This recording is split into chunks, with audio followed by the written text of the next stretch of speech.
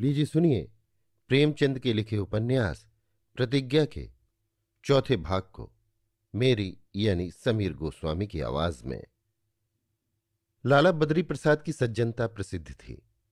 उनसे ठग कर तो कोई एक पैसा भी न ले सकता था, पर धर्म के विषय में वो बड़े ही उदार थे। स्वार्थियों से वो कोसों दूर भागते थे, पर दीनों की सहायता करने में भी न चूकते थे। फिर पूर्णा तो उनकी पड़ोसिन ही नहीं, ब्राह्मणी थी। उस पर उनकी पुत्री की सहेली, उसकी सहायता वो क्यों न करते। पूर्णा के पास हल्के दामों के दो चार गहनों के सिवा और क्या था। षोडशी के दिन उसने वे सब गहने लाकर लाला जी के सामने रख दिए और सजल नेत्रों से बोली, मैं अब इन्हें रखकर क्या करूंगी। बद्री प्रसाद ने करुण कोमल स्वर में कहा, मैं इन्हें लेकर क्या करूंगा बेटी। तुम ये न समझो कि मैं धर्म या पुण्य समझकर ये काम कर रहा हूं। ये मेरा कर्तव्य है। इन गहनों को अपने पास रखो। कौन जाने किस वक्त इनकी जरूरत पड़े। जब तक जीता हूं तुम्हें अपनी बेटी समझता रहूंगा। तुम्हें कोई तकलीफ ना होगी। षोडशी बड़ी धूम से हुई। कई सौ ब्राह्मणों ने भोजन किया। दान दक्षिणा में भी कोई कमी न की गई। रात के 12 बज गए थे। लाला बद्री प्रसाद ब्राह्मणों को भोजन करा के लेटे तो देखा प्रेमा उनके कमरे में खड़ी है। बोले, यहां क्यों खड़ी हो बेटी। रात बहुत हो गई, जाकर सो रहो।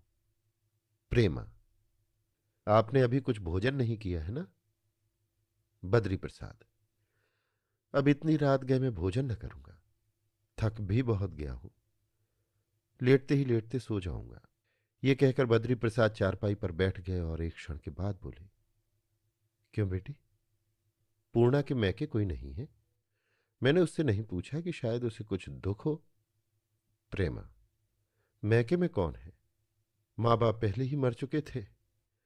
मामा ने विवाह कर लिया, मगर जब से विवाह हुआ कभी झांका तक नहीं। ससुराल में भी सगा कोई नहीं है। पंडित जी के दम से नाता था। बद्री प्रसाद ने बिछावन की चादर बराबर करते हुए कहा, मैं सोच रहा हूं पूर्णा को अपने ही घर में रखूं तो क्या हरज है। अकेली औरत कैसे रहेगी। प्रेमा, होगा तो बहुत अच्छा, पर अम्मा जी माने तब तो। बद्री प्रसाद, मानेगी क्यों नहीं। पूर्णा तो इनकार न करेगी। प्रेमा, पूछूंगी। मैं समझती हूं उन्हें इनकार ना होगा। बद्री प्रसाद, अच्छा मान लो वो अपने ही घर में रहे तो उसका खर्च 20 रुपए में चल जाएगा ना। प्रेमा ने आर्द्र नेत्रों से पिता की ओर देखकर कहा, बड़े मजे से। पंडित जी 50 रुपए ही तो पाते थे। बद्री प्रसाद ने चिंतित भाव से कहा, मेरे लिए 20, 25, 60 सब बराबर है, लेकिन मुझे अपनी जिंदगी ही की तो नहीं सोचनी है। अगर आज मैं ना रहूं तो कमला प्रसाद कौड़ी फोड़ कर न देगा। इसलिए कोई स्थायी बंदोबस्त कर जाना चाहता हूं। अभी हाथ में रुपए नहीं है, नहीं तो कल ही 4,000 रुपये उनके नाम किसी अच्छे बैंक में रख देता। सूद से ही उसकी परवरिश होती रहती। ये शर्त कर देता कि मूल में से कुछ न दिया जाए। सहसा कमला प्रसाद आंखें मलते हुए आ खड़े हुए और बोले, आप अभी सोए नहीं। गर्मी लगती हो तो पंखा लाकर रख दूं। रात तो ज्यादा हो गई। बद्री प्रसाद, नहीं गर्मी नहीं है। प्रेमा से कुछ बातें करने लगा था। तुमसे भी सलाह लेना चाहता था तो तुम आप ही आ गए। मैं ये सोच रहा हूं कि पूर्णा यहीं आकर रहे तो क्या हरज है। कमला प्रसाद ने आंखें फाड़ कर कहा, यहां अम्मा जी कभी नाराजी होंगी। बद्री प्रसाद, अम्मा जी की बात छोड़ो, तुम्हें तो कोई आपत्ति नहीं है। मैं तुमसे पूछना चाहता हूं। कमला प्रसाद ने दृढ़ता से कहा, मैं तो कभी इसकी सलाह न दूंगा। दुनिया में सभी तरह के आदमी हैं, ना जाने क्या समझे। दूर तक सोचिए। बद्री प्रसाद, उसके पालन पोषण का तो कुछ प्रबंध करना ही होगा। कमला प्रसाद, हम क्या कर सकते हैं। बद्री प्रसाद, तो और कौन करेगा। कमला प्रसाद, शहर में हम ही तो नहीं रहते, और भी बहुत से धनी लोग हैं। अपनी हैसियत के मुताबिक हम भी कुछ सहायता कर देंगे। बद्री प्रसाद ने कटाक्ष भाव से कहा, तो चंदा खोल दिया जाए क्यों। अच्छी बात है, जाओ घूम घूम कर चंदा जमा करो। कमला प्रसाद, मैं क्यों चंदा जमा करने लगा। बद्री प्रसाद, तब कौन करेगा। कमला प्रसाद इसका कुछ जवाब न दे सके। कुछ देर के बाद बोले, आखिर आपने क्या निश्चय किया है। बद्री प्रसाद, मैं क्या निश्चय करूंगा। मेरे निश्चय का मूल्य ही क्या। निश्चय तो वही है जो तुम करो, मेरा क्या ठिकाना। आज मैं कुछ कर जाऊं, कल मेरी आंख बंद होते ही तुम उलट पुलट दो, व्यर्थ में बदनामी हो। कमला प्रसाद ने बहुत दुखित होकर कहा, आप मुझे इतना नीच समझते हैं, ये मुझे न मालूम था। बद्री प्रसाद बेटे को बहुत प्यार करते थे। ये देखकर कि मेरी बात से उसे चोट लगी है, तुरंत बात बनाई। नहीं नहीं, मैं तुम्हें नीच नहीं समझता। बहुत संभव है कि आज हम जो बात कर रहे हैं वो कल स्थिति के बदल जाने से ना कर सके।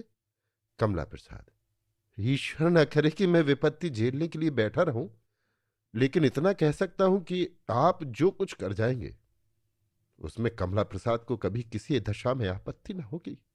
आप घर के स्वामी हैं, आप ही ने ये संपत्ति बनाई है, आपको इस पर पूरा अधिकार है। निश्चय करने के पहले मैं जो चाहे कहूं, लेकिन जब आप एक बात तय कर देंगे तो मैं उसके विरुद्ध जीभ तक न हिलाऊंगा। बद्री प्रसाद, तो कल पूर्णा के नाम 4,000 रुपये बैंक में जमा कर दो और ये शर्त लगा दो कि मूल में से कुछ न ले सके, उसके बाद रुपए हमारे हो जाएंगे। कमला प्रसाद को मानो चोट सी लगी, बोले, खूब सोच लीजिए। बद्री प्रसाद ने निश्चयात्मक स्वर में कहा, खूब सोच लिया है, देखना केवल यह है कि इसे स्वीकार करती है या नहीं। कमला प्रसाद, क्या उसके स्वीकार करने में भी कोई संदेह है? बद्री प्रसाद ने तिरस्कार भाव से कहा, तुम्हारी ये बड़ी बुरी आदत है कि तुम सबको स्वार्थी समझने लगते हो। कोई भला आदमी दूसरों का एहसान सिर पर नहीं लेना चाहता। मनुष्य का स्वभाव ही ऐसा है।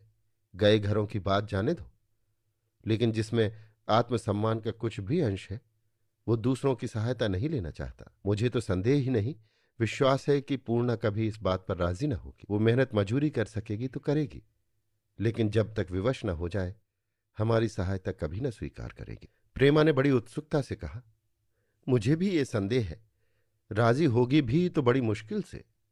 बद्री प्रसाद, तो मुझसे इसकी चर्चा करना कल ही। प्रेमा, नहीं दादा, मुझसे न बनेगा। वो और मैं दोनों ही अब तक बहनों की तरह रही हैं। मुझसे इस ढंग की बात अब न करते बनेगी, मैं तो रोने लगूंगी। बद्री प्रसाद, तो मैं ही सब ठीक कर लूंगा। कल शाम मुझे अवकाश न मिलेगा, तब तक तुम्हारी अम्मा जी से भी बात होगी, शायद वो उसके यहां रहने पर राजी हो जाए। कमला प्रसाद गृह प्रबंध में अपने को लासानी समझते थे। यों तो बुद्धि विकास में वो अपने आप को अफलातून से रत्ती भर भी कम न समझते थे, पर गृह प्रबंध में उनकी सिद्धि सर्वमान्य थी। सिनेमा रोज देखते थे, पर क्या मजाल थी कि जेब से एक पैसा भी खर्च करें। मैनेजर से दोस्ती कर रखी थी, उल्टे उसके यहां कभी कभी दावत खा आते थे। पैसे का काम धेले में निकालते थे और बड़ी सुंदरता से कभी कभी लाला बद्री प्रसाद से इस विषय में उनकी ठन भी जाया करती थी। बूढ़े लाला जी बेटे की इस कुत्सित मनोवृत्ति पर कभी कभी खरी खरी कह डालते थे। कमला प्रसाद समझ गए कि लाला जी इस वक्त कोई आपत्ति न सुनेंगे, बल्कि आपत्ति से उल्टा असर होने की संभावना थी। इसलिए उन्होंने कूटनीति से काम लेने का निश्चय किया। प्रातःकाल पूर्णा के द्वार पर जाकर आवाज दी। पूर्णा पहले तो उनसे पर्दा करती थी, पर अब बहुरिया बनकर बैठने से कैसे काम चल सकता था। उन्हें अंदर बुला लिया। बरामदे में चारपाई पड़ी हुई थी। कमला प्रसाद बाबू उस पर जा बैठे। एक क्षण में पूर्णा आकर उनके सामने खड़ी हो गई। पूर्णा का माथा घूंघट से ढका हुआ था, पर दोनों सजल आंखें कृतज्ञता और विनय से भरी हुई भूमि की ओर ताक रही थी। कमला प्रसाद उसे देखकर अवाक सा रह गया। वो इस इरादे से आया था कि इसे किसी भांति यहां से टाल दूं, मैं के चले जाने की प्रेरणा करूं। उसे इसकी जरा भी चिंता न थी कि इस अबला का भविष्य क्या होगा, उसका निर्वाह कैसे होगा, उसकी रक्षा कौन करेगा, इसका उसे लेश मात्र भी ध्यान न था। वो केवल इस समय उसे यहां से टालकर अपने रुपए बचा लेना चाहता था। पर विधवा की सरल, निष्कलंक, दीन मूर्ति देखकर उसे अपनी कुटिलता पर लज्जा आ गई। कौन प्राणी ऐसा हृदयहीन है जो किसी कोमल पुष्प को तोड़कर भाड़ में फेंक दे। जीवन में पहली बार उसे सौंदर्य का आकर्षण हुआ। अंधेरे घर में दीपक जल उठा। बोले, तुम्हें यहां अब अकेले रहने में तो बड़ा कष्ट होगा। उधर प्रेमा भी अकेले घबराया करती है, उसी घर में तुम भी क्यों न चली जाओ, क्या कोई हरज है? पूर्णा सिर नीचा की एक क्षण तक सोचने के बाद बोली, हरज तो कुछ नहीं है बाबूजी, यहां भी तो आप ही लोगों के भरोसे पड़ी हूं। कमला प्रसाद, तो आज चली जाओ। बाबूजी की भी यही इच्छा है। मैं जाकर आदमियों को असबाब ले जाने के लिए भेज देता हूं। पूर्णा, नहीं बाबूजी, इतनी जल्दी न कीजिए, जरा सोच लेने दीजिए। कमला प्रसाद, इसमें सोचने की कौन सी बात है? अकेले कैसे पड़ी रहोगी? पूर्णा, अकेली तो नहीं हूं, मेहरी भी तो यहीं सोने को कहती है। कमला प्रसाद, अच्छा वो बिल्लो? हाँ, बुढ़िया है तो सीधी, लेकिन टर्री है। आखिर मेरे घर चलने में तुम्हें क्या असमंजस है? पूर्णा, कुछ नहीं। असमंजस क्या है? कमला प्रसाद, तो आदमियों को जाकर भेज दूं? पूर्णा, भेज दीजिएगा, अभी जल्दी क्या है? कमला प्रसाद, तुम व्यर्थ ही इतना संकोच कर रही हो पूर्णा। क्या तुम समझती हो तुम्हारा जाना मेरे घर के प्राणियों को बुरा लगेगा? कमला का अनुमान ठीक था। पूर्णा को वास्तव में यही आपत्ति थी, पर वो संकोचवश इसे प्रकट न कर सकती थी। उसने समझा बाबूजी ने मेरे मन की बात ताड़ ली। इससे वो लज्जित भी हो गई। बाबू साहब के घर वालों के विषय में ऐसी धारणा उसे ना करनी चाहिए थी, पर कमला प्रसाद ने उसके संकोच का शीघ्र ही अंत कर दिया। बोले, तुम्हारा ये अनुमान बिल्कुल स्वाभाविक है पूर्णा, लेकिन सोचो, मेरे घर में ऐसा कौन सा आदमी है जो तुम्हारा विरोध कर सके? बाबूजी की स्वयं इच्छा है। मुझे तुम खूब जानती हो। पंडित वसंत कुमार से मेरी कितनी गहरी दोस्ती थी, ये तुमसे छिपा नहीं। प्रेमा तुम्हारी सहेली ही है।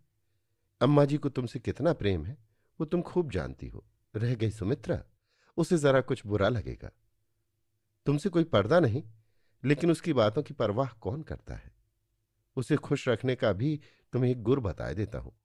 कभी कभी ये मंत्र फूंक दिया करना, फिर वो कभी तुम्हारी बुराई न करेगी। बस उसकी सुंदरता की तारीफ करती रहना। ये न समझना कि रंभा या उर्वशी कहने से वो समझ जाएगी कि ये मुझे बना रही है। तुम चाहे जितना बढ़ाओ, वो उसे यथार्थ ही समझेगी। इसी मंत्र से मैं उसे नचाया करता हूं। यही मंत्र तुम्हें बता देता हूं। पूर्णा को हंसी आ गई और बोली, आप तो उनकी हंसी उड़ा रहे हैं। भला ऐसा कौन होगा जिसे इतनी समझ ना हो? कमला प्रसाद, इतनी समझ को तुम साधारण बात समझ रही हो, पर यह साधारण बात नहीं। तुमको ये सुनकर आश्चर्य तो होगा, पर अपनी तारीफ सुनकर हम इतने मतवाले हो जाते हैं कि फिर हम में विवेक की शक्ति ही लुप्त हो जाती है। बड़े से बड़ा महात्मा भी अपनी प्रशंसा सुनकर फूल उठता है।